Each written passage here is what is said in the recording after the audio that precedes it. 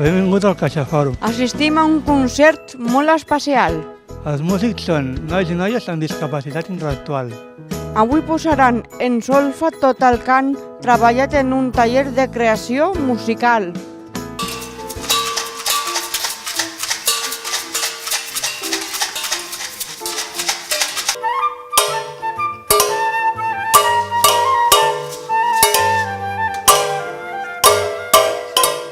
Quins instruments heu tocat en aquest taller?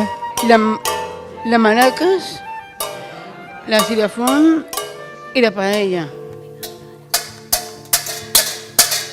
T'agradaria ser músic? Sí, y tocar la guitarra.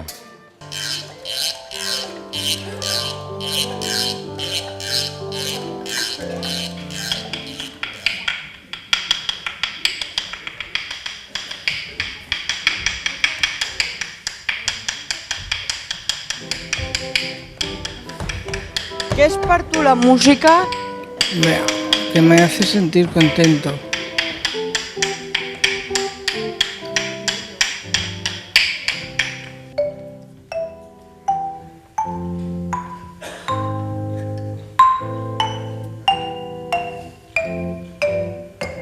Com us vau assabentar de l'activitat?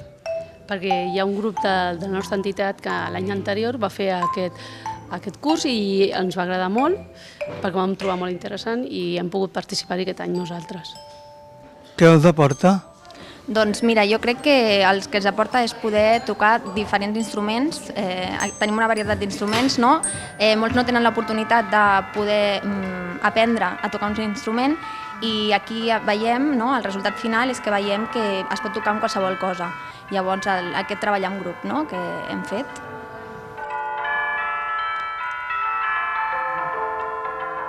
L'objectiu de l'activitat és crear la pròpia música. No és molt difícil compondre? De fet, el taller es diu Escolta, descobreix i crea la teva música. És a dir, que venim a escoltar, venim a descobrir el nostre música interior i sí, que creem música, però una mica ja ho preparem una miqueta perquè pugui funcionar bé. Quins instruments toquen i com els han escollit?